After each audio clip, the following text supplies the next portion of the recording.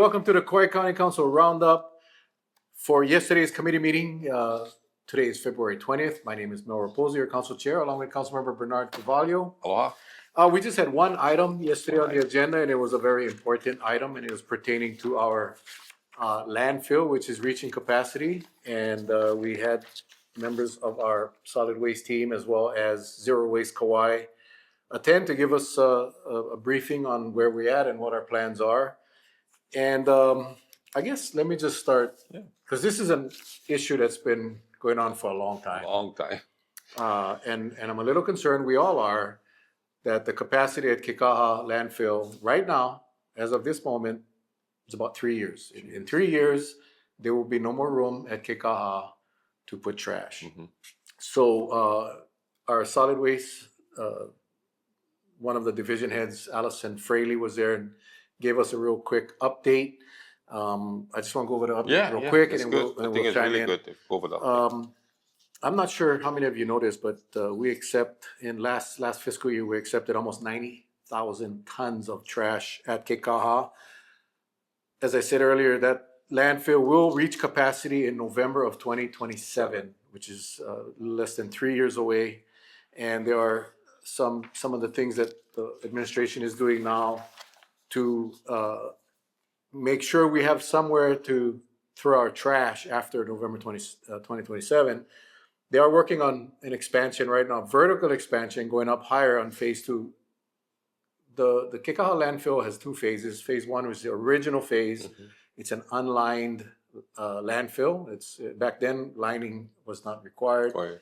So that was there for a long time, and that pretty much has been completed. And then phase 2 started, which is a lined landfill. So the current plan right now, working on it, which should be approved any minute, is to increase the height of our phase 2 section of the landfill up another 50 feet, bringing it up to 170 feet tall. 170 feet. It's a mountain. It's a mountain. It's a mountain. So they did all the environmental stuff, and when that gets approved, should that get approved, we're hoping it gets approved by the state, that will give us another 3 years. So that'll take us out 6 years now. And again, that will raise. And again, I just want to say, Chair, that is existing landfill we're talking about right now. Existing. Right? Just giving more. I just want to make that point clear. We're going to go higher. They're going higher. And so, anyway, that's at this point, we don't have much of a choice. Yeah. The next expansion that they're planning is what they're calling the Cell 3 expansion, which is to basically go back to phase 1, which is again unlined. I'm not very fond of this part. Yeah, but that's the plan. And right now they are looking at expanding that up to 85 feet. Right. Basically, what would happen is they would come in and they would open up the cover, reconsolidate the waste, grading the slopes for drainage, install a liner, and then dump trash on top of that. That won't happen for another 4 years or so. But if that expansion gets completed, that'll give us an additional 16 years. Mm-hmm. All in the meantime, we gotta be looking for another landfill site. And I wanted to emphasize again the laying of the plastic. I mean the liner. The liner, if you will. I'm just concerned. Just so sure, but still. I'm a little concerned that when it's like when you have a sponge in your sink. Yeah. And you put something heavy on the sponge, the juices come out. That was my fear. But I am told by our solid waste consultants that we should not have to worry about that. So we'll see. But anyway, my point is this, is that we're running out of time. If we get the vertical expansion on phase 2, that'll give us 3 more years. That takes us to 6.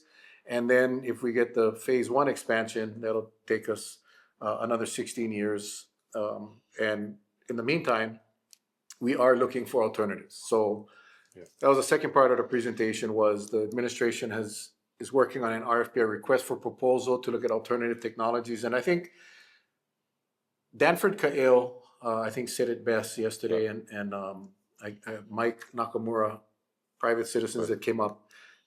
When you hear of waste to energy, it's a negative term. Yeah. Bernard, you were the mayor. No, I remember, at that time, When you started your term as the mayor, waste to energy was not what we know waste to energy today. It was not. It was waste to energy. Today, as you were going to explain, he will explain, it's not only about waste to energy. You need all the components to make it work, right? Correct. Back in the day, they would put your trash in a little container and they would burn it. And a lot of concerns for the environment. But we're talking 30 years later, 40 years later, the technologies today doesn't necessarily only mean incineration. No. There's some high heat technologies, there's some pyrolysis, some anaerobic digestions. My point is this, there's many other technologies that we must consider. In addition, we cannot disregard the need for recycling. Yes. And diversion. It's all about the balance, right? You're going to have materials that are already contaminated, whatever it is. You cannot. So what are we going to do? So maybe that's the next phase, right? To burn or whatever you got to do. But there's a balance between all options that is on the table, what we're talking about right now.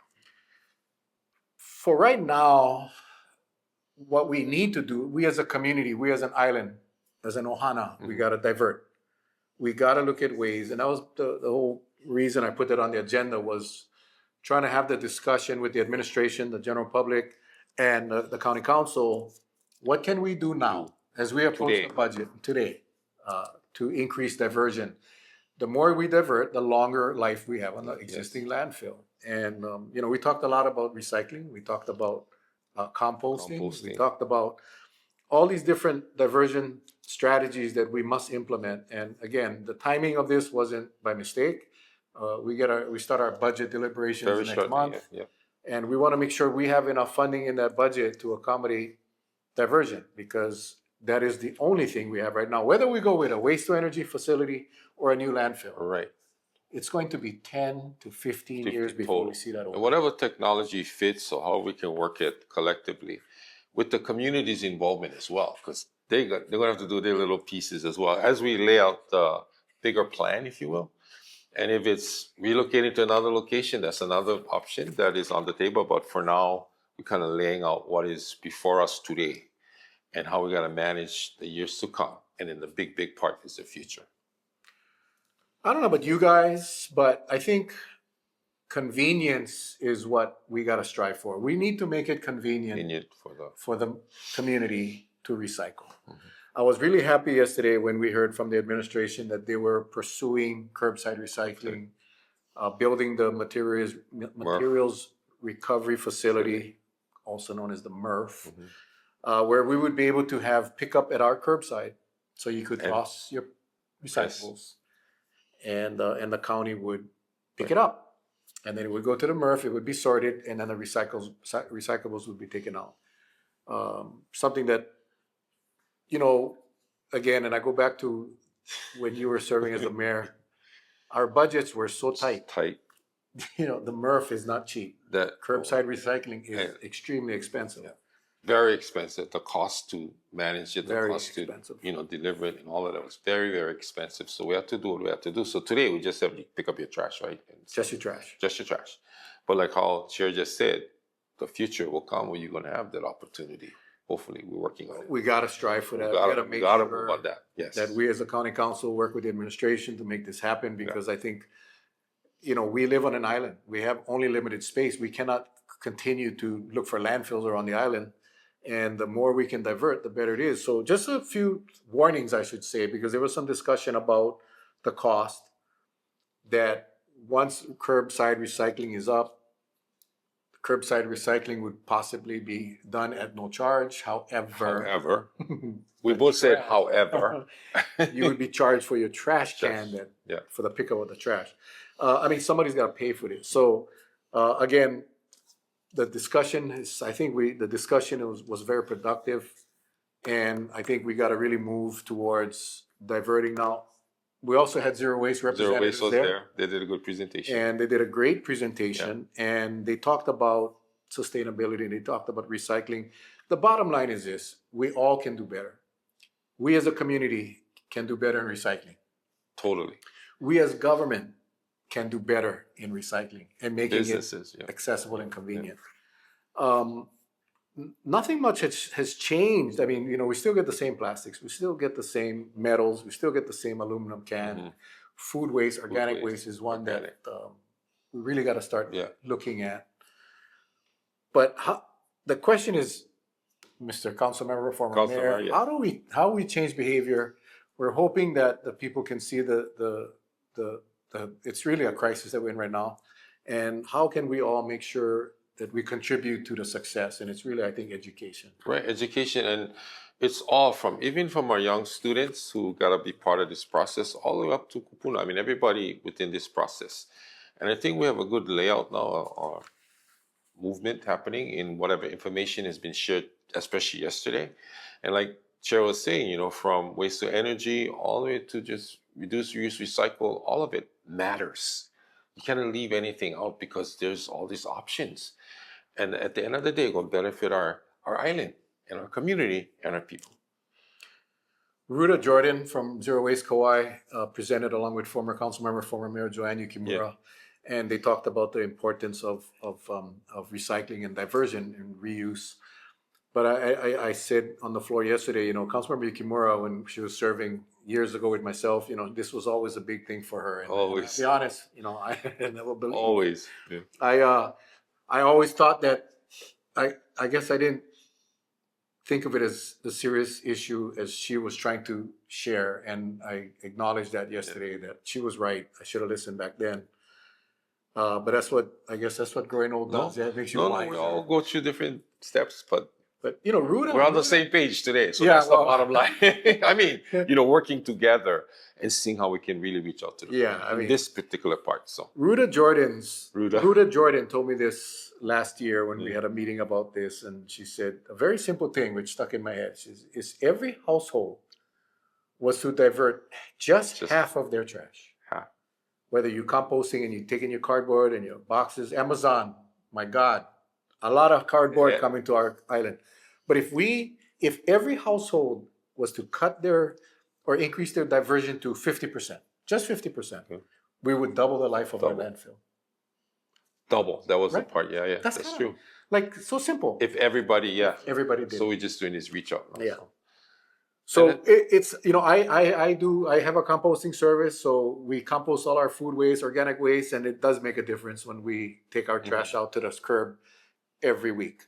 It significantly reduced our trash going to the landfill, and I'm hoping that everybody will do that. And we had a meeting with the mayor this morning as well as solid waste yesterday.